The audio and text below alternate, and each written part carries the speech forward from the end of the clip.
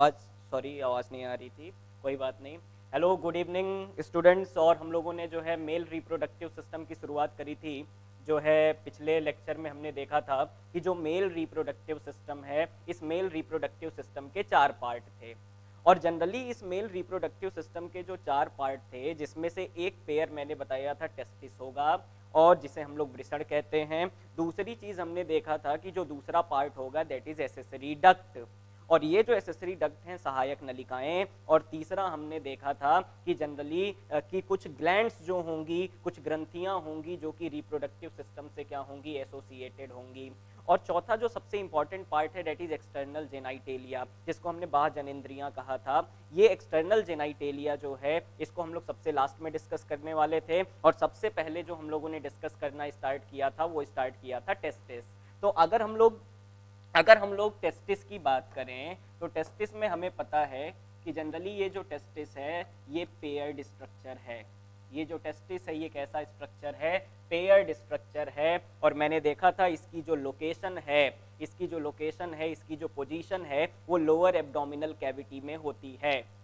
मतलब जो जो अगर हम लोग बात करें उदरी गुहा है, उसके निचले हिस्से पे ये टेस्टिस बनती है। लेकिन मैंने ये बताया था कि जो गर्भावस्था होती है, जनरली जो 9 महीने की प्रेगनेंसी होती है, उसमें दूसरे महीने में ये टेस्टिस नीचे की तरफ उतरने लगता है। इस टेस्टिस का डिसेंडेशन होता है और एब्डोमिनल कैविटी से ये टेस्टिस क्या है, बाहर की तरफ आने लगता है। और जब ये टेस्टिस एब्डोमिनल कैविटी से बाहर की तरफ आता है, तो मुझे बहुत अच्छे से पता है ये टेस्टिस जब एब्डोमिनल कैविटी से बाहर आता है, तो मुझे बहुत अच्छे से पता है कि एक सैक लाइक, एक पाउच लाइक स्ट्रक्चर में आके खुलता है।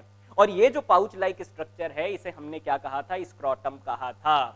तो स्क्रोटम को हमने वृषण कोश कहा था। और हमने देखा था कि इस स्क्रोटम के अंदर कुछ स्ट्रक्चरल एडेप्टेशन है, कुछ संरचनात्मक अनुकूलन है, जिसकी वजह से जो टेम्परेचर है हमारे नॉर्मल बॉडी टेम्परेचर से लगभग 2 से 2.5 डिग्री कम हो जाता था। और हमें पता है कि ये टेम्परेचर 2 से 2.5 डिग्री कम इसलिए चाहिए ताकि इफेक्टिव स्पर्मेटोजेनेसिस हो सके। जो शुक्राणु जनन है उसके लिए जो टेम्परेचर चाहिए वो हमारे नॉर्मल बॉडी टेम्परेचर से लगभग 2 से 2.5 डिग्री कम चाहिए। अब मैं ये कह रहा हूं कि हमने देखा था कि ये टेस्टिस का डिसेंडेशन हो चुका था। ये जो वृषण है, ये वृषण कोश में जो है आ चुका था। और इसके लिए जो मेन फैक्टर था, जो इसको प्रेरित करता था, वो कौन सा हार्मोन था, टेस्टोस्टेरॉन हार्मोन था। और हमने ये भी देखा था कि जो फीटल टेस्टिस है, ये फीटल टेस्टिस क्या रिलीज कर सकता है, टेस्टोस्टेरॉन। और ये जो टेस्टोस्टेरॉन है यही टेस्टिस को क्या करेगा, उदरी गुहा से बाहर लाएगा। इसीलिए हमने टेस्टिस को एक्स्ट्रा एब्डोमिनल कहा था। अब मैं ये कह रहा हूं कि कुछ इससे रिलेटेड डिसऑर्डर हैं। इस टेस्टिस से रिलेटेड कुछ डिसऑर्डर की अगर मैं बात करूं, कुछ विकार की बात करें, तो इससे रिलेटेड क्या क्या विकार हो सकते हैं। पहली चीज मैं ये कहूंगा कि मैंने ये कहा है कि ये टेस्टिस जो है डिसेंड करके उदरी गुहा से बाहर आता है, मतलब एब्डोमिनल कैविटी से बाहर आता है। तो ऐसे केस में अगर ये बाहर ना आ पाए, मतलब टेस्टिस का डिसेंडेशन फेल कर जाए, और टेस्टिस जो है हमारी एब्डोमिनल कैविटी में ही रह जाए, उदरी गुहा के अंदर ही रह जाए हमारी टेस्टिस, और अगर ये टेस्टिस जो है एब्डोमिनल कैविटी के अंदर ही रह गई, डिसेंड नहीं कर पाई, तो डिसेंडेशन फेल हो जाएगा। और फाइनली इस कंडीशन को हम लोग कहते हैं क्रिप्ट ऑर्काइडिज्म। इस कंडीशन को हम लोग क्या कहते हैं, क्रिप्ट ऑर्काइडिज्म। तो क्रिप्ट ऑर्काइडिज्म ये पहला विकार जो हम लोग देख रहे हैं, ये पहला जो डिफेक्ट है हमारे टेस्टिस से रिलेटेड, वो हमें समझ में आ रहा है कि क्रिप्ट ऑर्काइडिज्म में क्या होगा, डिसेंडेशन ऑफ टेस्टिस। ये जो टेस्टिस का डिसेंडेशन है ये क्या कर जाएगा, फेल कर जाएगा। ये जो टेस्टिस का डिसेंडेशन है, दैट गेट फेल्ड। तो मतलब ये है कि टेस्टिस डिसेंड नहीं हो पाएगा। मतलब मैं ये कह सकता हूं जो वृषण है, ये वृषण जो है वृषण कोश में नहीं आ पाता है, वृषण कोश में नहीं आ पाता है, नहीं आ पाते हैं। इस कंडीशन को हमने ये कहा है क्रिप्ट ऑर्काइडिज्म। ये पहला विकार हमें देखने के लिए मिल रहा है। तो हमने ये कहा है कि क्रिप्ट ऑर्काइडिज्म में होना क्या है कि जो एब्डोमिनल कैविटी में टेस्टिस बना है वो टेस्टिस जो है वो एब्डोमेन से बाहर नहीं आ पाएगा, इसका डिसेंडेशन नहीं हो पाएगा, और डिसेंडेशन अगर फेल कर जाए तो इसको हम लोग क्या कहते हैं, क्रिप्ट ऑर्काइडिज्म कहते हैं। अगर मैं इस ऑर्काई वर्ड को देखूं, ये जो हमारे पास ऑर्काई वर्ड है, इस ऑर्काई वर्ड से अगर हम लोग समझ लें तो ये ऑर्काई वर्ड किसको डिफाइन करता है, टेस्टिस को डिफाइन करता है। तो कहीं पे अगर ऑर्काई वर्ड आ जाए तो इसका मतलब इसका रिलेशन किससे है, टेस्टिस से है, वृषण से है। तो मैंने ये कहा है कि टेस्टिस एब्डोमिनल कैविटी से एक पाउच लाइक स्ट्रक्चर में आता है जिसे स्क्रोटम कहते हैं। अगर ये स्क्रोटम में ना आ पाए, टेस्टिस डिसेंड करके फेल कर जाए, तो इस कंडीशन को हम लोग क्या कहेंगे, क्रिप्ट ऑर्काइडिज्म कहेंगे। दूसरा जो मैं बताने जा रहा हूं, दूसरा जो डिसऑर्डर है इससे रिलेटेड, जिसे हम लोग कहते हैं ऑर्काइटिस, जिसे हम लोग कहते हैं ऑर्काइटिस। आइटिस वर्ड अगर कहीं आ जाए, आइटिस वर्ड कहीं भी आ जाए तो इसका मतलब होता है इन्फ्लेमेशन। इन्फ्लेमेशन का मतलब सूजन। तो मैं ये कह रहा हूं कि जनरली ऑर्काई का मतलब अभी मैंने बताया है, कहीं भी वर्ड ऑर्काई आएगा तो इसका मतलब टेस्टिस है, और आइटिस का मतलब होता है इन्फ्लेमेशन। तो मैं कहूंगा कि ये क्या है, इन्फ्लेमेशन ऑफ टेस्टिस। टेस्टिस के अंदर अगर कोई इन्फ्लेमेशन हो जाए तो ऐसे केस में इस कंडीशन को क्या कहते हैं, ऑर्काइटिस कहते हैं। ये ऑर्काइटिस में इन्फ्लेमेशन का मतलब मैं बोलूं तो जनरली इसमें जो वृषण है इसके अंदर सूजन आ सकती है। और जब भी हम यहाँ पे हम लोग देखते हैं कि मैंने कहा कि यहाँ पे वृषण में क्या आ सकती है, सूजन आ सकती है। और ये जो सूजन है, एक्चुअली में जो इन्फ्लेमेशन है, अगर मैं इसको डिफाइन करूं तो मैं ये कहूंगा इन्फ्लेमेशन में 3 चीजें आनी चाहिए। पहली चीज स्वेलिंग होनी चाहिए, स्वेलिंग का मतलब सूजन होनी चाहिए। दूसरी चीज पेन भी हो सकता है, ये स्वेलिंग कैसी हो सकती है, पेनफुल हो सकता है, सूजन का दर्द हो सकता है, या फिर तीसरी चीज इसके अंदर संक्रमण भी हो सकता है, मैं ये कह रहा हूं कि इन्फेक्शन भी हो सकता है। तो यहाँ पे इन्फ्लेमेशन का मतलब मैं 3 चीजें समझता हूं, यहाँ पे इन्फ्लेमेशन का मतलब मैं 3 चीजें समझता हूं। सबसे पहली चीज मैं इन्फ्लेमेशन का मतलब ये समझता हूं, स्वेलिंग। स्वेलिंग का मतलब सिंपली मैंने कहा है सूजन। अब ये जो सूजन है, ये सूजन का दर्द भी हो सकता है, मतलब ये पेनफुल भी हो सकता है। मैंने ये कहा है कि इन्फ्लेमेशन में हम केवल ये नहीं सोचेंगे कि सूजन हुआ है, सूजन के साथ साथ दर्द भी है, और साथ ही साथ कुछ क्या हो सकते हैं, इन्फेक्शन हो सकते हैं, संक्रमण हो सकते हैं। तो मुझे इतनी बात समझ में आती है कि 2 विकार हमने देखे टेस्टिस से रिलेटेड, वृषण से रिलेटेड, 2 हमने डिसऑर्डर देखे, 2 डिफेक्ट देखे। पहला डिफेक्ट ये है कि टेस्टिस का डिसेंडेशन फेल हो जा रहा है, वृषण कोष में नहीं आ पा रहा है, जिसे क्रिप्ट ऑर्काइडिज्म कहा है। दूसरा ऑर्काइटिस मैंने कहा है, ऑर्काइटिस का मतलब है इन्फ्लेमेशन ऑफ टेस्टिस, जहां पे टेस्टिस के अंदर, वृषण के अंदर क्या आ जाएगी, सूजन आ जाएगी। और इस सूजन को हम लोग 3 क्राइटेरिया से डिसाइड करेंगे। सूजन के साथ साथ यहाँ पे दर्द भी हो सकता है। इन्फ्लेमेशन में अगर मैं बोलूं तो इन्फेक्शन और रिकरेंट इन्फेक्शंस भी उसके अंदर देखने के लिए मिलेंगे। तो ये 2 चीजें समझ में आती हैं। तीसरा जो इससे रिलेटेड डिफेक्ट है, मैं 3 ही डिफेक्ट की बात करूंगा जो जनरली पूछे जा सकते हैं हमारे नीट एग्जाम में। तो तीसरा जो डिफेक्ट है ये बड़ा ही इंपॉर्टेंट है, जिसे मैं कहूंगा ऑर्काइडेक्टोमी। ऑर्काइडेक्टोमी, ये जो ऑर्काइडेक्टोमी है, इससे मैं थोड़ा सा मैं इससे परिचित कराता हूं। ऑर्काई वर्ड आ गया तो हमें समझ में आ गया कि ये टेस्टिस से रिलेटेड डिफेक्ट है। और डेक्टोमी अगर मैं कह रहा हूं तो डेक्टोमी वर्ड अगर कहीं आए तो मुझे ये समझ लेना चाहिए कि इसके सर्जिकल रिमूवल की बात हो रही है। तो surgical removal of testis, surgical removal of testis, testis का सर्जिकल रिमूवल क्या कहलाता है, ऑर्काइडेक्टोमी कहलाता है। तो ऑर्काइडेक्टोमी का मतलब ये है कि सर्जरी की मदद से हम टेस्टिस को क्या कर रहे हैं, रिमूव कर रहे हैं। ये जो वृषण है इसे हम लोग कैस्ट्रेशन भी कहते हैं, इसे हम लोग कैस्ट्रेशन भी कहते हैं, वृषण नाशन कहते हैं, वृषण नाशन कहते हैं। तो हमने ये कहा है कि जनरली 3 डिफेक्ट हमें ध्यान रखने हैं हमारे टेस्टिस से रिलेटेड। तीन डिफेक्ट, तीन विकार जो हमने देखे हैं। पहला क्रिप्टोर्काइडिज्म, जहां टेस्टिस क्या कर जाएगा, डिसेंड करने से फेल कर जाएगा, मतलब वृषण कोष में नहीं आ पाएंगे, उतर पाएंगे। दूसरा मैंने ये कहा है ऑर्काइटिस, इन्फ्लेमेशन ऑफ टेस्टिस, इसके अंदर सूजन का दर्द हो सकता है टेस्टिस के अंदर, वृषण के अंदर, दैट इज ऑर्काइटिस। और तीसरा मैंने ये कहा है दैट इज ऑर्कियोडेक्टोमी। और काई से मुझे ये चीज समझ में आती है कि ये डिफेक्ट किससे रिलेटेड है, टेस्टिस से। और डेक्टोमी से मुझे ये समझ में आता है कि इस टेस्टिस को सर्जरी की मदद से हमने रिमूव कर दिया है, जिसे कैस्ट्रेशन भी कहते हैं या फिर वृषण नाशन भी कहते हैं। तो ये तीन डिफेक्ट मुझे समझ में आ जाता है।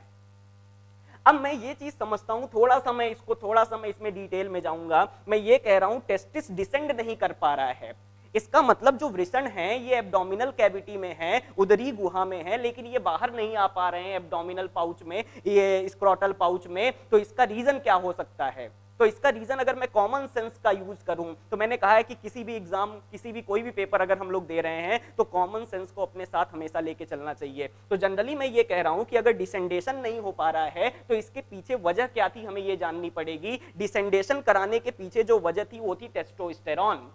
तो हो सकता है कि टेस्टोस्टेरॉन का लेवल कम हो गया हो बॉडी के अंदर, फीटल आरबीसी उतना टेस्टोस्टेरॉन नहीं प्रोड्यूस कर पा रहा होगा, जिसकी वजह से टेस्टिस डिसेंड नहीं कर पा रहा होगा। तो इसका एक रीजन मुझे समझ में आ गया, इसका समझ में आ गया कि जनरली इसमें हुआ क्या होगा कि जो फीटल टेस्टिस है वो प्रॉपर अमाउंट में क्या नहीं प्रोड्यूस कर पा रहा होगा, टेस्टोस्टेरॉन प्रोड्यूस नहीं कर पा रहा होगा। और मैंने कल बताया था कि टेस्टोस्टेरॉन एक बहुत इंपॉर्टेंट स्टिमुलस है किसके लिए, टेस्टिस के डिसेंडेशन के लिए। तो ये एक कमी है, तो मैं इसको ट्रीट कर सकता हूं। जब मुझे किसी चीज का रीजन पता होता है तो मैं क्या कर सकता हूं, उसे या तो प्रिवेंट कर सकता हूं या तो मैं उसे ट्रीट कर सकता हूं। तो ट्रीट करने का तरीका क्या होगा कि मैं प्यूबर्टी से पहले, प्यूबर्टी का मतलब यौनावस्था से पहले ही मैं इस बच्चे को टेस्टोस्टेरॉन के इंजेक्शंस दूं।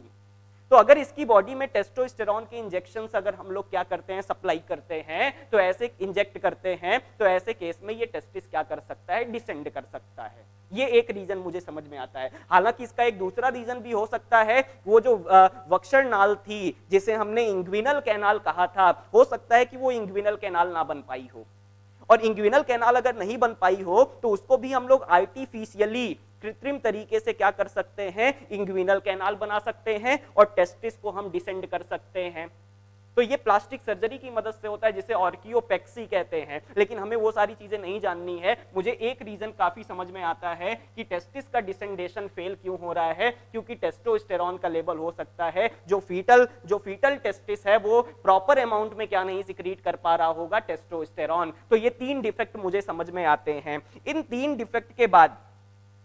डिफेक्ट के बाद अब हम लोग चलते हैं अपनी पर्टिकुलर टेस्टिस की तरफ। मैंने कहा है ये टेस्टिस है अपना, और ये जो टेस्टिस है ये ओवल शेप का स्ट्रक्चर है। मैंने बोला था इसका जो शेप है, इसका जो आकार है, ये अंडाकार है। साथ ही साथ इसकी लंबाई मैंने देखी थी 3 से 4 सेंटीमीटर या 4 से 5 सेंटीमीटर हो सकती है, लेकिन जो एग्जैक्ट डेटा हम एनसीईआरटी के अकॉर्डिंग देख रहे हैं दैट इज 4 से 5 सेंटीमीटर इसकी लेंथ हो सकती है, और इसकी जो विड्थ है ये 2 से 3 सेंटीमीटर हो सकती है, इसकी चौड़ाई। और मैं ये कह रहा हूं कि जनरली ये जो टेस्टिस है, अब मैं थोड़ा सा इसके लेयर्स की तरफ चलता हूं। इस टेस्टिस के चारों तरफ, बहुत ध्यान से समझना, इस टेस्टिस के चारों तरफ एक व्हाइट कलर की कनेक्टिव टिश्यू की लेयर होती है। इस टेस्टिस को सराउंड करने के लिए ये जो टेस्टिस है, ये जो वृषण है, इस वृषण को चारों तरफ से एक व्हाइट कलर की, एक सफेद कलर की कवच क्या करती है, इसके चारों तरफ होती है। ये व्हाइट फाइब्रस कनेक्टिव टिश्यू होते हैं एक्चुअली में। मैं इन्हें नाम क्या दूंगा, मैं इन्हें कहूंगा ये व्हाइट फाइब्रस कनेक्टिव टिश्यू हैं। तो मैं यहाँ पे लिख दे रहा हूं, ये क्या है, white fibrous connective tissue. White fibrous connective tissue ये एक प्रकार के संयोजी ऊतक हैं, कनेक्टिव टिश्यू हैं। तो मुझे ये बात समझ में आ गई कि टेस्टिस के सबसे ऊपरी सतह पे अगर हम लोग देखें तो एक बड़ी ही इंपॉर्टेंट व्हाइट कलर की लेयर मुझे नजर आएगी। ये जो व्हाइट कलर की लेयर है ये व्हाइट फाइब्रस कनेक्टिव टिश्यू की बनी हुई है, एक संयोजी ऊतक से बनी हुई है, एक संयोजी ऊतक से बनी हुई है, जिसे हम लोग व्हाइट फाइब्रस कनेक्टिव टिश्यू कह रहे हैं। अब दूसरी इंपॉर्टेंट चीज मुझे क्या समझनी है कि ये जो लेयर है, ये जो बाहर वाली लेयर है, ये जो कवच है टेस्टिस के बाहर, कवच के लिए बायोलॉजी में हम लोग यूज करते हैं वर्ड ट्यूनिक, और इसे मैं बोलूंगा ट्यूनिका, और इसका पूरा नाम मैं लिखना चाहूं तो मैं इसे कहूंगा ट्यूनिका एल्बुजिनिया। मैंने इसे क्या कहा है? ट्यूनिका एल्बुजिनिया कहा है। तो मुझे एक बात क्लियर हो जाती है कि जनरली ये जो टेस्टिस है, इसको चारों तरफ से एक वाइट फाइब्रस कनेक्टिव टिश्यू, एक संयोजी ऊतक क्या कर रहा है, इसको चारों तरफ से एक कवच बन रही है संयोजी ऊतक की, और इस कवच को हमने क्या कहा है? Tunica albuginea. और मैंने बताया था कि एल्बुजिनिया का मतलब ही क्या होता है? वाइट होता है। एल्बुजिन का मतलब ही क्या होता है? वाइट होता है। अब ये जो ट्यूनिका एल्बुजिनिया है, ये इसके बाहर भी एक लेयर हो सकती है। अगर मैं देखूं तो मुझे एक चीज समझ में आएगी बहुत अच्छी तरीके से कि ये जो ट्यूनिका एल्बुजिनिया है, इस ट्यूनिका एल्बुजिनिया के बाहर भी एक लेयर हो सकती है। इसके बाहर जो लेयर होगी इसे मैं ट्यूनिका वेजिनैलिस कह सकता हूं। इसके अंदर भी एक लेयर होगी जिसे मैं ट्यूनिका वेसिकुलोसा भी कह सकता हूं। लेकिन मुझे इन सारे लेयर से कोई मतलब नहीं है। मुझे पता है कि नीट में बहुत ही लिमिटेड सिलेबस है हमारा, और बहुत ही लिमिटेड सिलेबस को अगर हम लोग फॉलो करते चलेंगे, हम उसको जो है टैकल करते चलेंगे, तो बहुत आसानी से चीजें हमें समझ में आएंगी। तो मैं सारी लेयर्स की बात नहीं कर रहा हूं कि आउटर लेयर जो है ट्यूनिका वेजिनैलिस है, मिडिल लेयर को मैंने ट्यूनिका एल्बुजिनिया, इसके अंदर एक ट्यूनिका वेसिकुलोसा भी हो सकती है। इन सारी लेयर्स को अगर मैं छोड़ दूं तो हमें केवल क्या ध्यान रखना है कि इस टेस्टिस के चारों तरफ एक कवच है, एक लेयर है, जिसे मैं ट्यूनिका एल्बुजिनिया कह रहा हूं।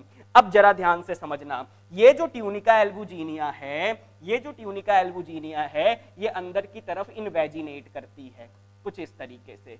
ये ट्यूनिका एल्बुजिनिया अंदर की तरफ क्या करेगी? इस तरीके से इनवेजिनेट करेगी कुछ इस तरीके से।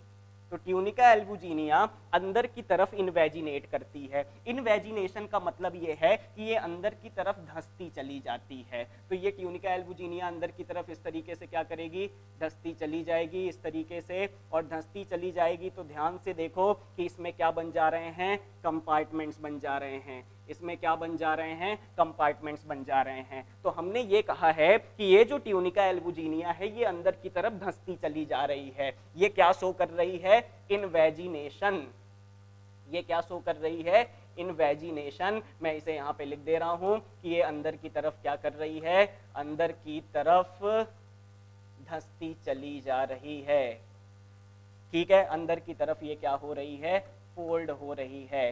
ठीक, तो अंदर की तरफ अगर फोल्ड हो रही है तो मुझे एक बात समझ में आ रहा है कि ये फोल्ड जब होगी ट्यूनिका एल्बुजिनिया, तो यहाँ पे कुछ कंपार्टमेंट बन जाएंगे। यहाँ पे क्या बन जाएंगे? कुछ कंपार्टमेंट बन जाएंगे। तो ये जो ट्यूनिका एल्बुजिनिया है, जब ये फोल्ड होती है अंदर की तरफ, तो इसके फोल्डिंग से क्या बन जा रहे हैं? कुछ कंपार्टमेंट। यहाँ पे कंपार्टमेंट, यहाँ पे, और ये जो कंपार्टमेंट हैं, ये जो कंपार्टमेंट हैं, कंपार्टमेंट का मतलब मैं ये कह सकता हूं पालियां बन जा रही हैं। तो मैंने ये कहा है कि ट्यूनिका एल्बुजिनिया जब अंदर की तरफ फोल्ड हो रही है, जब अंदर की तरफ धंस रही है, तो इसके धंसने से कुछ कंपार्टमेंट बन रहे हैं, और ये जो कंपार्टमेंट हैं, जिन्हें मैं पालियां कह रहा हूं, लगभग इनकी संख्या 250 से 300 हो सकती है।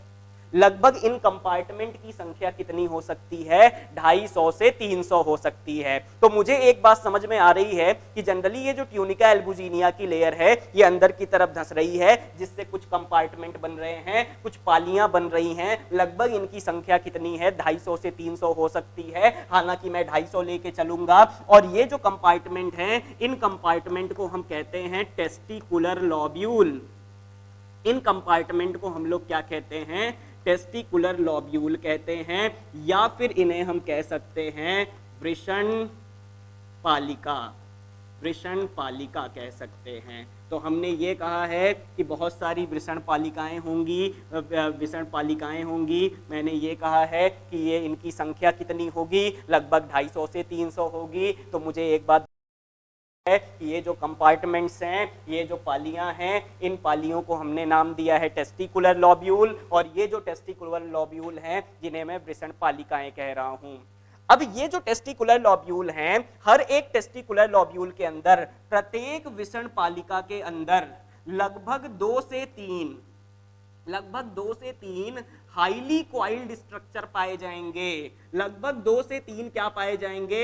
हाईली कॉइल्ड स्ट्रक्चर पाए जाएंगे। कुछ कुंडलित आकृतियां पाई जाएंगी, कुछ कुंडलित आकृतियां पाई जाएंगी, हाईली कॉइल्ड स्ट्रक्चर पाए जाएंगे, जिन्हें मैं नाम दूंगा सेमनीफेरस टिब्यूल। इन्हें मैं क्या कहूंगा? सेमनीफेरस टिब्यूल कहूंगा, या फिर मैं इसे कह सकता हूं शुक्र जनन नलिकाएं।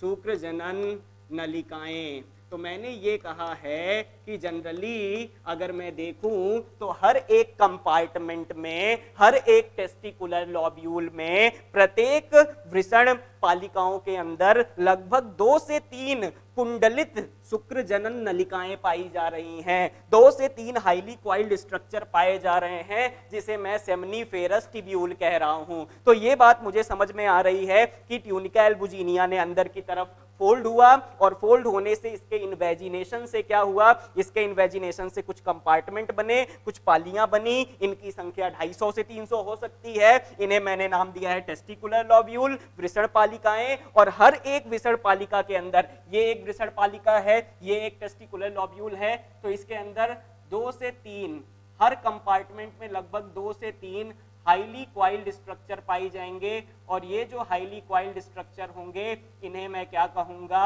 Seminiferous tubule. ये हाईली क्वाइल्ड स्ट्रक्चर जो है, ये क्या कहलाएंगे? Seminiferous tubule. तो मुझे एक बात बहुत अच्छे से समझ में आई है कि जनरली हर एक कंपार्टमेंट में 2 से 3 हाईली क्वाइल्ड सेमनीफेरस टिब्यूल हैं। मैंने यहाँ पे 2 दिखाया है, इनकी संख्या 3 भी हो सकती है एक कंपार्टमेंट के अंदर। तो मैंने ये कहा है कि मैक्सिमम ये 2 से 3 हो सकते हैं, 4 भी हो सकते हैं, 5 भी हो सकते हैं। लेकिन ध्यान रखना कि हम लोग नीट की तैयारी कर रहे हैं, तो नीट लेवल पे मैं ये समझ सकता हूं कि लगभग हर एक कंपार्टमेंट में 2 से 3 होंगे। तो मेरे पास कितने कंपार्टमेंट हैं? 250। और अगर मैं 3 ले लूं, हर एक कंपार्टमेंट में 3 सेमनीफेरस टिब्यूल ले लूं, 3 शुक्र जनन नलिकाएं होंगे, तो इनकी संख्या मैं टोटल कह सकता हूं मैक्सिमम कितनी हो सकती है? 750। हालांकि मैं ये नहीं कह रहा हूं कि एग्जैक्ट 750 होंगी, क्योंकि मैं जब ह्यूमन फिजियोलॉजी की बात करता हूं तो उसमें कोई भी एग्जैक्ट डेटा की बात नहीं होती है। There is a range. यहां पे क्या होती है? रेंज होती है। अब मुझे यह समझ में आया कि इनकी संख्या मैक्सिमम 750 से 1000 के बीच में हो सकती है, मैं ये कह सकता हूं। हालांकि मुझे ये चीज को कॉम्प्लिकेट नहीं करना चाहिए। मुझे बस इतना ही ध्यान रखना है कि एक टेस्टिकुलर लॉब्यूल के अंदर, प्रत्येक टेस्टिकुलर लॉब्यूल के अंदर, प्रत्येक वृषण पालिकाओं के अंदर लगभग 2 से 3 कुंडलित शुक्रजनन नलिकाएं पाई जाएंगी। ये बात मुझे समझ में आ रही है। अब मैं इस टेस्टिस का एक सेक्शन दिखाऊंगा, बहुत ध्यान से समझना। अगर मैं इस सेक्शन को काटूं, यहां से मैं इस सेक्शन को कट करूं, तो यहां से मैं अगर इस सेक्शन को कट करूं तो मुझे कुछ स्ट्रक्चर समझ में आएगा कुछ इस तरीके से। मैं ये कहूंगा ये क्या है? एक कंपार्टमेंट है जिसे मैं टेस्टिकुलर लॉब्यूल कह रहा हूं, और इसके अंदर 2 से 3 क्या पाई जाएंगी?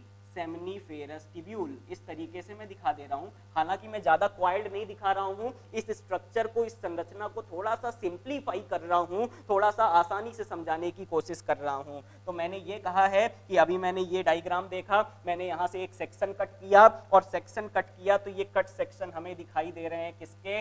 टेस्टिकुलर लॉब्यूल के। ये हमें कट सेक्शन दिखाई दे रहे हैं टेस्टिकुलर लॉब्यूल के। और ये जो टेस्टिकुलर लॉब्यूल हैं, मुझे पता है कि मैंने इन्हें क्या बोला था? इसे मैंने बोला था वृषण पालिकाएं।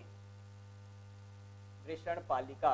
ये जो वृषण पालिका हैं, मैंने बोला है इनके अंदर 2 से 3 कुंडलित शुक्र जनन नलिकाएं हैं, मतलब हाईली क्वाइल्ड सेमनीफेरस टिब्यूल हैं। तो मैं इन्हें क्या नाम दे सकता हूं?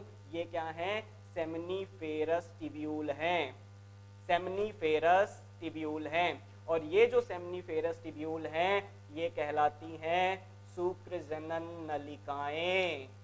शुक्र जनन नलिकाएं।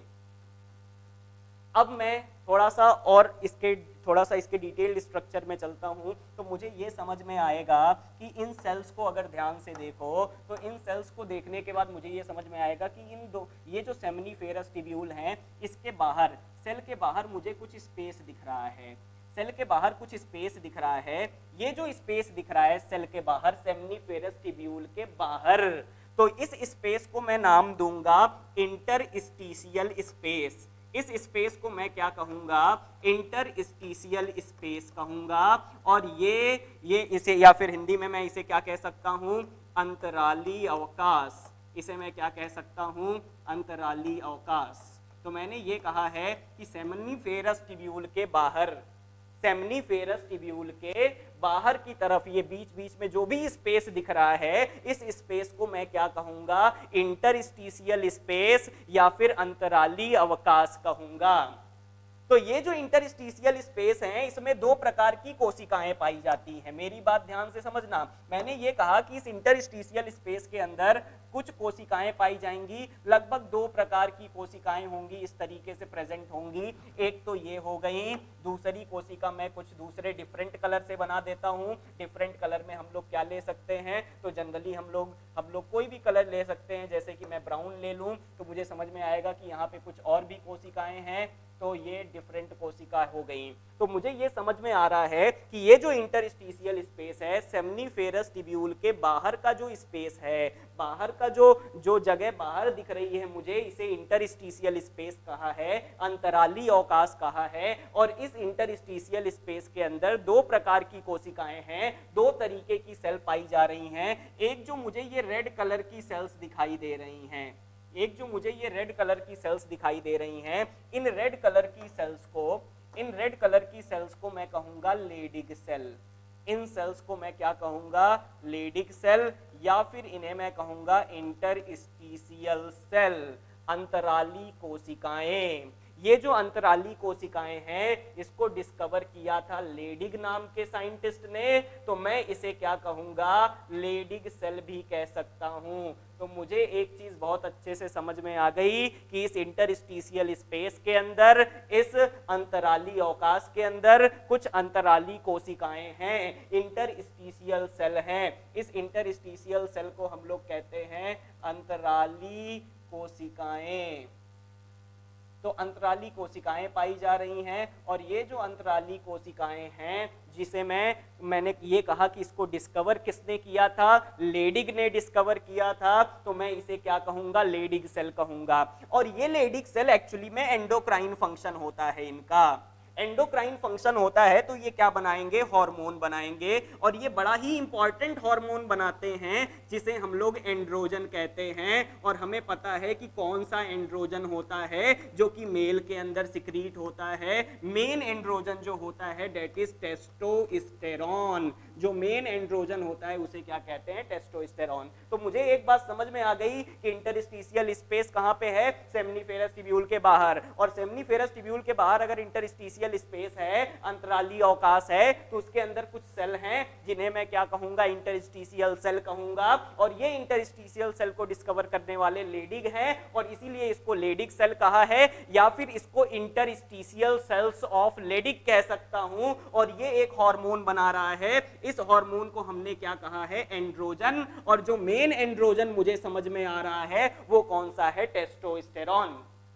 तो टेस्टिस के अंदर लेडिग सेल्स क्या कर रही हैं, ये टेस्टोस्टेरॉन हार्मोन बना रही हैं। अब मैं इन टेस्टोस्टेरॉन हार्मोन के फंक्शन की बात करूं, अगर मैं इस टेस्टोस्टेरॉन के हार्मोन के फंक्शन की बात करूं, तो सबसे पहला फंक्शन, सबसे पहला इनका जो कार्य मुझे नजर आएगा, जो सबसे पहला फंक्शन मुझे नजर आएगा कि ये मेल के अंदर जो सेकेंडरी सेक्सुअल कैरेक्टर होते हैं, मेल के अंदर जो सेकेंडरी सेक्सुअल कैरेक्टर होते हैं, उनके डेवलपमेंट में इनका इंपॉर्टेंट रोल होता है, महत्वपूर्ण भूमिका होती है। तो मैंने ये कहा कि मेल के अंदर सेकेंडरी सेक्सुअल कैरेक्टर को रेगुलेट करने का काम कौन करेगा, टेस्टोस्टेरॉन करेगा।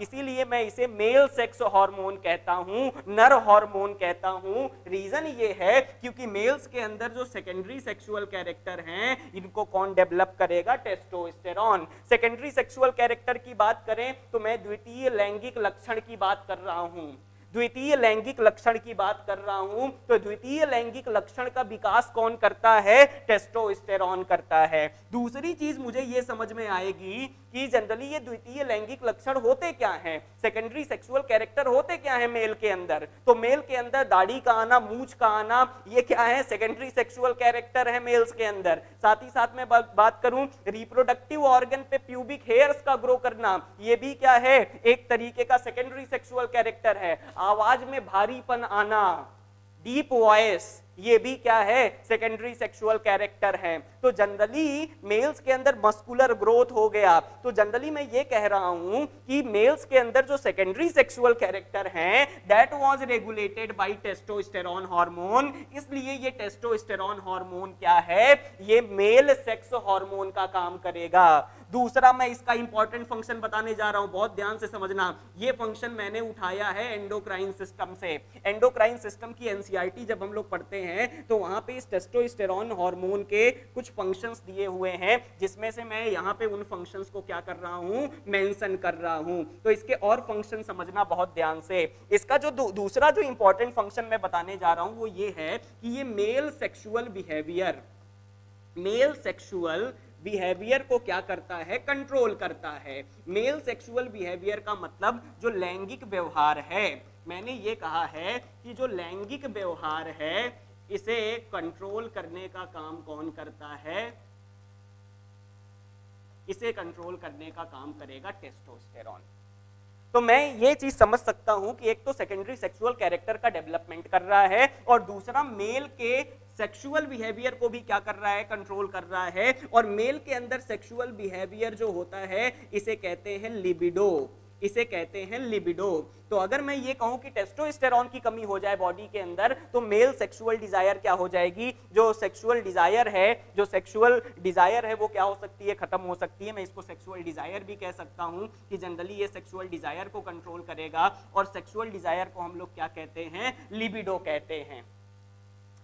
तीसरी चीज मुझे ये इंपॉर्टेंट समझ में आनी चाहिए कि जनरली अगर मैंने टेस्टिस को प्राइमरी सेक्स ऑर्गन कहा है तो बाकी जितने भी हैं वो सेकेंडरी सेक्स ऑर्गन है। इसमें ये बिल्कुल फैक्चुअल बात है भाई। मैंने ये कहा है कि प्राइमरी सेक्स ऑर्गन वो होंगे जो गैमेट भी बनाएंगे, जो युग्मक जनन करेंगे, और दूसरा मेल सेक्स हार्मोन बनाएंगे जिसे टेस्टोस्टेरोन कह रहे हैं। तो अगर ये दोनों कार्य टेस्टिस कर रहा है तो कोई और पार्ट नहीं होगा मेल रिप्रोडक्टिव सिस्टम के अंदर जो ये कार्य कर रहा होगा। तो टेस्टिस ही प्राइमरी सेक्स ऑर्गन है। बाकी जितने भी पार्ट हैं, चाहे वो एसेसरी ग्लैंड हो, चाहे वो सहायक ग्रंथियां हो, चाहे वो एसेसरी डक्ट्स हो, सहायक नलिकाएं हो, या फिर बाह्य जनेंद्रियां एक्सटर्नल जेनाइटेलिया हो, ये सब सेकेंडरी सेक्स ऑर्गन हैं। तो मैं ये कह सकता हूं कि जो सेकेंडरी सेक्स ऑर्गन हैं, बहुत ध्यान से समझना, secondary sexual character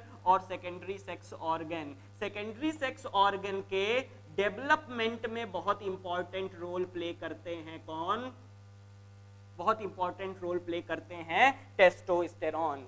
secondary sex organ में अगर मैं बोलूं तो सेकेंडरी सेक्स ऑर्गन में डक्ट भी आ जाएंगे, सेकेंडरी सेक्स ऑर्गन में ग्लैंड्स भी आ जाएंगी, चाहे वो सेमिनल वेसाइकिल ग्लैंड हो, चाहे वो प्रोस्ट्रेट ग्लैंड हो। अभी मैं ग्लैंड्स जब पढ़ाऊंगा तो इन सब की बात बताऊंगा। तो बस इतना समझ लेना कि जो सेकेंडरी सेक्स ऑर्गन हैं उनके डेवलपमेंट में, उनके विकास में बहुत इंपॉर्टेंट रोल प्ले करता है कौन, टेस्टोस्टेरोन। तो मुझे टेस्टोस्टेरोन के फंक्शन समझ में आ रहे हैं। चौथा फंक्शन मैं बताऊंगा। चौथा फंक्शन ये है कि जो स्पर्मेटोजेनेसिस है, जो स्पर्मेटोजेनेसिस है, स्पर्मेटोजेनेसिस का मतलब जो शुक्राणु का निर्माण, या फिर मैं ये कह सकता हूं शुक्र जनन या फिर शुक्राणु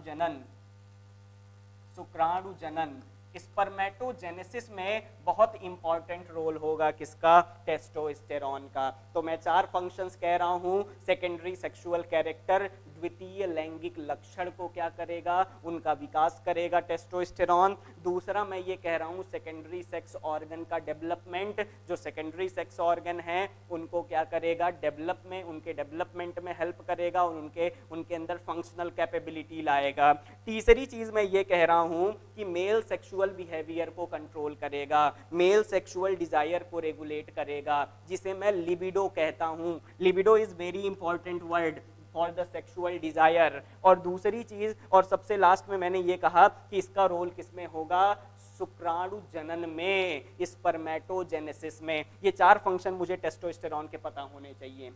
तो पहली सेल मुझे समझ में आ गई इस इंटरस्टिशियल स्पेस के अंदर कौन सी है, इंटरस्टिशियल सेल है। और ये इंटरस्टिशियल सेल को मैंने लेडिक सेल कहा है, और ये लेडिक सेल ने एंड्रोजन बनाया है। इस एंड्रोजन में जो चीफ एंड्रोजन है, जो प्रमुख एंड्रोजन है, वो है टेस्टोस्टेरॉन। और इसके चारों फंक्शन मुझे नजर आ रहे हैं कि ये 4 फंक्शंस जो हैं बड़े ही इंपॉर्टेंट फंक्शन हैं जो कि हम लोग टेस्टोस्टेरॉन के देख रहे हैं। अब मैं ये कह रहा हूं कि कुछ और कोशिकाएं हैं। बहुत ध्यान से अगर मैं देखूं तो यहाँ पे मैं ग्रीन कलर से दिखा रहा हूं कि यहाँ पे कुछ और कोशिकाएं हैं इस इंटरस्टिशियल स्पेस के अंदर, इस अंतराली अवकाश के अंदर। तो इस अंतराली अवकाश इंटरस्टिशियल स्पेस के अंदर 2 तरीके की कोशिका दिख रही है। पहली मैंने लेडिक सेल देख ली, दूसरा जो यहाँ पे सेल दिख रहा है ये ग्रीन कलर का सेल। इस ग्रीन कलर के सेल को हम लोग कहते हैं immunologically competent cell. Immunologically competent cell, ये एनसीईआरटी ने लिखी है, इस बात को बहुत ध्यान से समझना। मैंने ये कहा है कि इनका काम क्या होगा, ये कुछ और भी सेल्स होंगी इंटरस्टिशियल स्पेस में जिसे हम लोग क्या कहेंगे, इम्यूनोलॉजिकली कॉम्पिटेंट सेल कहेंगे, या फिर इम्यूनो कॉम्पिटेंट सेल भी कह सकते हैं। मैं इस बात को ये गलत नहीं कह रहा हूँ, क्योंकि कई सारी किताबें इसको इम्यूनो कॉम्पिटेंट भी लिख सकती हैं। इम्यूनोलॉजिकली कॉम्पिटेंट सबका मतलब एक ही है। ये जो इम्यूनो कॉम्पिटेंट सेल हैं, ये एक्चुअली में फैगोसाइट हैं। ये एक्चुअली में है क्या, फैगोसाइट हैं। इनका काम होगा फैगोसाइटोसिस। तो इस इंटरस्टिशियल स्पेस में लेडिक सेल के अलावा कुछ इम्यूनोलॉजिकली कॉम्पिटेंट सेल्स हैं। ये जो इम्यूनोलॉजिकली कॉम्पिटेंट सेल्स हैं ये फैगोसिटिक हैं। ये एक्चुअली में इनका काम क्या है, फैगोसाइटोसिस करना, फैगोसाइटोसिस करना। या फिर मैं ये कह सकता हूं ये क्या है, प्रतिरक्षात्मक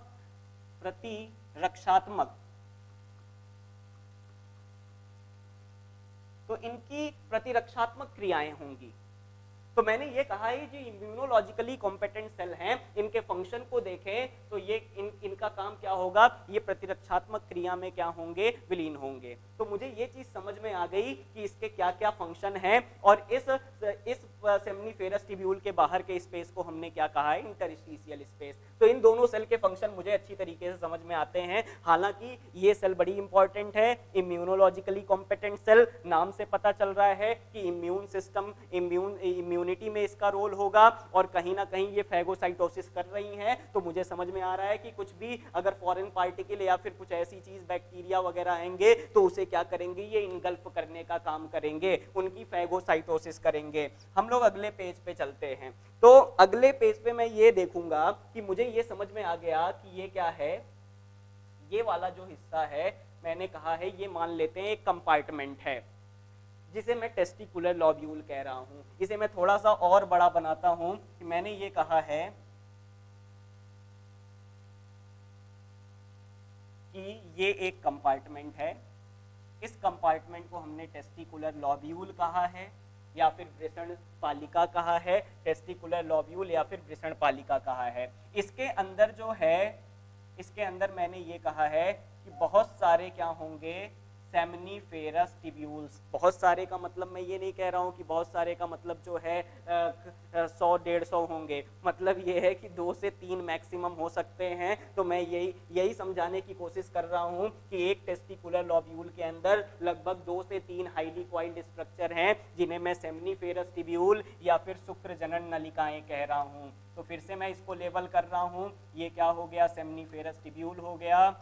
इस सेमनीफेरस ट्यूब्यूल के बाहर का जो स्पेस है इसे हमने क्या कहा है, इंटरस्टिशियल स्पेस, इंटरस्टिशियल स्पेस कहा है। और इस इंटरस्टिशियल स्पेस के अंदर 2 तरीके की हमने कोशिकाएं देखी हैं। एक हमने देखा है यहाँ पे जिसे हम लोग लेडिक सेल कह रहे थे, और दूसरी कोशिका हमने देखी है जिसे हम लोग इम्यूनोलॉजिकली कॉम्पिटेंट सेल कह रहे हैं, जिनका रोल क्या है, इम्यूनिटी में है। और साथ ही साथ मैंने ये कहा है कि इनका रोल क्या होगा, फैगोसाइटोसिस करना। तो मैंने ये कहा है कि ये जो शुक्र जनन नलिकाएं हैं, ये जो शुक्र जनन नलिकाएं हैं, ये इनके बाहर का स्पेस, इन शुक्र जनन नलिकाओं के अगर मैं बाहर का स्पेस देखूं बाहर का स्पेस देखूं तो मुझे समझ में आएगा इसके बाहर के स्पेस को मैंने क्या कहा है, अंतराली अवकाश कहा है या फिर इंटरस्टिशियल स्पेस कहा है।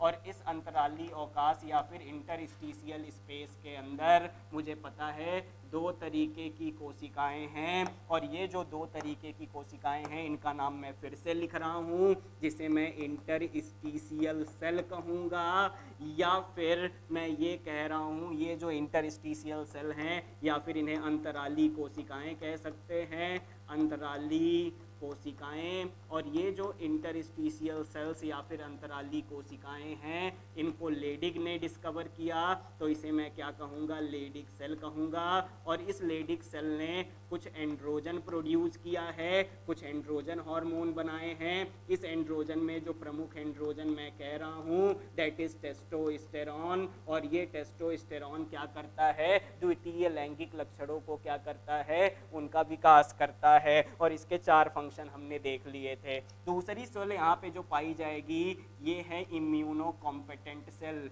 Immunologically competent cell. Leydig cell के चक्कर में हम लोग इस सेल को भूल जाते हैं, हालांकि ये सेल बड़ी ही इंपॉर्टेंट है। ये जो इम्यूनोलॉजिकली कॉम्पिटेंट सेल है ये एनसीईआरटी ने बकायदा लिख के दिया है कि जनरली 2 तरीके की सेल्स हैं। तो ये जो इम्यूनोलॉजिकली कॉम्पिटेंट सेल हैं मैंने ये कहा है इनका काम क्या होगा, प्रतिरक्षात्मक क्रियाओं में, प्रतिरक्षात्मक क्रियाएं, इनका मतलब इनका प्रतिरक्षा या फिर इम्यूनिटी में बड़ा ही इंपॉर्टेंट रोल होगा। प्रतिरक्षात्मक क्रियाओं में ये क्या होंगे, सम्मिलित होंगे। दूसरी चीज मैंने ये कहा है कि ये एक्चुअली में है क्या, फैगोसाइट हैं। ये एक्चुअली में है क्या, फैगोसाइट हैं, कि मतलब अगर कोई बैक्टीरिया या फिर कोई भी फॉरेन पार्टिकल टेस्टिस के अंदर आता है तो उसे इनगल्फ कर सकते हैं। अब थोड़ा मैं इस सेमनीफेरस ट्यूब्यूल के अंदर आता हूं, क्योंकि हमने सेमनीफेरस ट्यूब्यूल के बाहर का तो जगह जो देखा अंतराली अवकाश, उसके अंदर ये 2 कोशिकाएं हैं। लेकिन ये जो सेमनीफेरस ट्यूब्यूल है इसके अंदर भी 2 तरीके की कोशिकाएं पाई जाती हैं। इस सेमनीफेरस ट्यूब्यूल के अंदर भी कितने तरीके की, 2 तरीके की सेल्स पाई जाएंगी, जरा देखते हैं ध्यान से। एक सेल तो इस तरीके से होंगी, राउंडेड, इस तरीके से स्फेरिकल सेल्स होंगी। ये जो राउंडेड और स्फेरिकल सेल हैं इन्हें हम कहते हैं स्पर्मेटोगोनिया, इसे हम क्या कहते हैं, स्पर्मेटोगोनिया। और दूसरी कुछ यहाँ पे इलोंगेटेड सेल्स पाई जाएंगी इस तरीके से, यहाँ पे कुछ इलोंगेटेड सेल पाई जाएंगी इस तरीके से, और ये जो इलोंगेटेड सेल हैं इन्हें हम लोग कहते हैं सर्टोली सेल।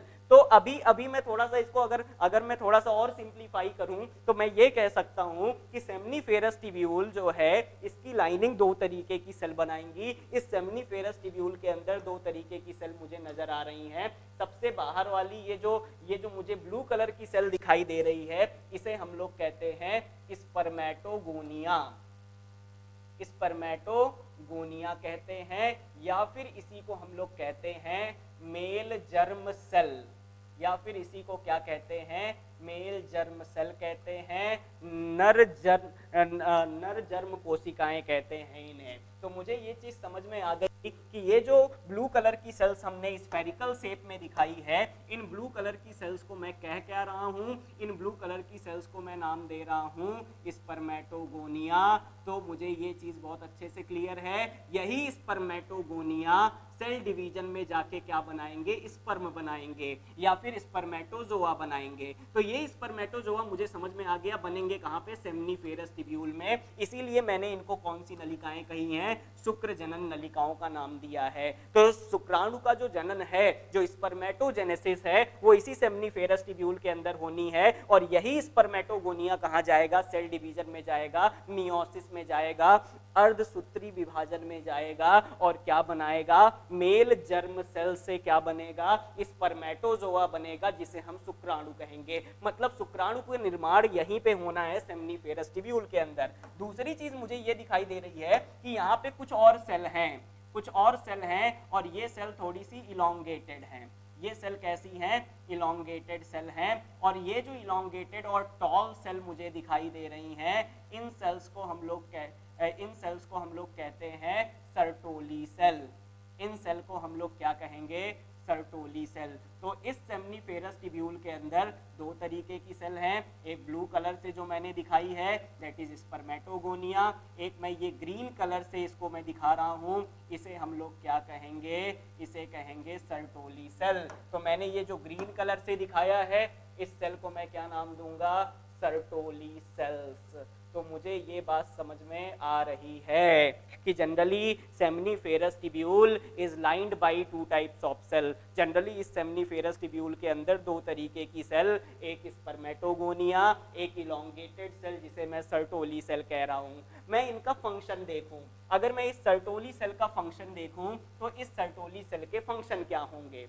तो अगर मैं सर्टोली सेल के फंक्शन की बात करता हूं तो मुझे ये समझ में आएगा कि ये सर्टोली सेल जो स्पर्मेटोजोआ डेवलप करेंगे, जो शुक्राणु का जब विकास होगा तो उस विकास में जो न्यूट्रिशन पोषण देने का काम कौन करेगा, सर्टोली सेल करेगा। साथ ही साथ ये सपोर्ट देता है, स्पर्मेटोजेनेसिस में एक सपोर्ट प्रोवाइड करता है, एक सहारे की तरह काम करता है सर्टोली सेल। तो सर्टोली सेल हालांकि कुछ हार्मोन भी बनाते हैं, तो मैं क्या करता हूं यहाँ पे लिख देता हूं कि ये सर्टोली सेल का काम क्या होगा।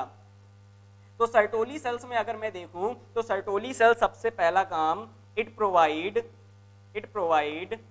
सपोर्ट, ये क्या प्रोवाइड करेंगे, सपोर्ट प्रोवाइड करेंगे एंड न्यूट्रिशन प्रोवाइड करेंगे, सपोर्ट प्रोवाइड करेंगे और न्यूट्रिशन प्रोवाइड करेंगे टू द डेवलपिंग स्पर्मेटोजोआ या फिर जर्म सेल, डेवलपिंग स्पर्मेटोजोआ या फिर जर्म सेल। जो डेवलपिंग स्पर्मेटोजोआ है या फिर जो मेल जर्म सेल है, ये जो जर्म सेल मैंने दिखाई है, इस जर्म सेल को न्यूट्रिशन देने का काम और सपोर्ट देने का काम कौन करेगा, सर्टोली सेल। इसीलिए इन सर्टोली सेल को मैं और क्या कहता हूँ, इसी को हम लोग कहते हैं नर्स सेल। इन सर्टोली सेल्स को और मैं क्या कह सकता हूँ, नर्स सेल कहेंगे, क्योंकि ये सर्टोली सेल नरिशमेंट में हेल्प कर रही हैं, न्यूट्रिशन दे रही हैं डेवलपिंग स्पर्मेटोजोआ को। इस मेल जर्म सेल को न्यूट्रिशन कौन देगा, सर्टोली सेल। इसीलिए मैंने इसको नर्स सेल कहा है, या फिर सपोर्ट दे रही है ये सेल, तो मैं इसे कहूंगा सस्टेंटिकुलर सेल। इसे मैं और क्या कह सकता हूं, सस्टेंटिकुलर सेल। तो मुझे ये बात समझ में आ गई कि ये सर्टोली कोशिकाएं क्या करेंगी, पोषण तत्व मतलब पोषक देने का काम करेंगी, कुछ न्यूट्रिशन देने का काम करेंगी, नरिशमेंट देने का काम करेंगी डेवलपिंग स्पर्मेटोजोआ को। और जनरली मुझे ये पता है कि अगर ये नरिशमेंट दे रही हैं, पोषण दे रही हैं, तो मैं इन्हें नर्स सेल कहूंगा, और सपोर्ट भी दे रही हैं तो मैं इन्हें क्या कहूंगा, सस्टेंटिकुलर सेल कहूंगा। तो मुझे ये एक फंक्शन समझ में आता है सर्टोली सेल का। लेकिन मैं एक बात और बता दूं कि ये सर्टोली सेल के कुछ एंडोक्राइन फंक्शन भी हैं, इस सर्टोली सेल के कुछ एंडोक्राइन फंक्शन भी हैं। एंडोक्राइन फंक्शन का मतलब ये कुछ हार्मोन भी बनाएगा, और ये जो हार्मोन बनाता है सर्टोली सेल, इन हार्मोन का नाम अगर मैं लिखूं तो मुझे समझ में आएगा। एक होता है जिसे कहते हैं ABP, एंड्रोजन बाइंडिंग प्रोटीन, और दूसरा होता है जिसे मैं कहता हूं एंटी मुलेरियन हार्मोन या फिर MIH, मुलेरियन इनहिबिटिंग हार्मोन, और तीसरा हार्मोन जो सर्टोली सेल बनाएगा इसे कहेंगे इनहिबिन, इसे कहेंगे इनहिबिन। अभी मैं इन तीनों हार्मोन के बारे में ज्यादा डिटेल में नहीं जा रहा हूं। हालांकि जब हम लोग स्पर्मेटोजेनेसिस देखेंगे और उसके हार्मोनल रेगुलेशन की बात करेंगे, जब हम लोग शुक्राणु जन्म की बात करेंगे, तो उस समय मैं देखूंगा कि ये सर्टोली सेल कुछ हार्मोन बना रहा है, जैसे ABP, एंड्रोजन बाइंडिंग प्रोटीन। नाम से ही पता चल रहा है, एंड्रोजन से बाइंड करेगा, टेस्टोस्टेरॉन से बाइंड करेगा और उसके ट्रांसपोर्टेशन में क्या करेगा, हेल्प करेगा। दूसरा है एंटी मुलेरियन हार्मोन, जिसे मुलेरियन इनहिबिटिंग हार्मोन भी कहते हैं। इसे मैं अभी डिटेल में डिस्कस करूंगा बाद में। साथ ही साथ मैं ये कह रहा हूं एक हार्मोन और बना रहा है सर्टोली सेल, जिसे मैं इनहिबिन कह रहा हूं। तो ये तीन हार्मोन बनाता है सर्टोली सेल, इसके एंडोक्राइन फंक्शन भी हैं। इनको मैं डिटेल में डिस्कस करूंगा स्पर्मेटोजेनेसिस के टाइम पे। अभी हमने ये सारी चीजें देख ली हैं, अब इसके बाद हम लोग रेडी हैं। टेस्टिस में सारी जानकारी हमने ले ली है। अब टेस्टिस के बाद जो है हम लोग इनसे रिलेटेड जो डक्ट हैं, जो इनकी सहायक नलिकाएं हैं, उनकी बात हम लोग करेंगे। तो मैं ये कह रहा हूं कि हमने टेस्टिस के इंटरनल ऑर्गेनाइजेशन को पढ़ लिया, टेस्टिस के एनाटॉमी को पढ़ लिया है, इसकी आंतरिक संरचना की हमने स्टडी कर ली है। अब हम लोग क्या करेंगे, इससे जुड़ी हुई जो डक्ट्स हैं, डक्ट सिस्टम, जो सहायक नलिकाएं हैं, उनके बारे में नेक्स्ट लेक्चर में हम लोग बात करेंगे। यहां तक की बात हमें लग रहा है सबको क्लियर होगी। अगर सबको ये बात समझ में आती है तो लाइक करो, सब्सक्राइब करो और शेयर करो, ताकि ये जो इंफॉर्मेशन है उन तक पहुंच सके जिनको इनकी जरूरत है। Thank you so much.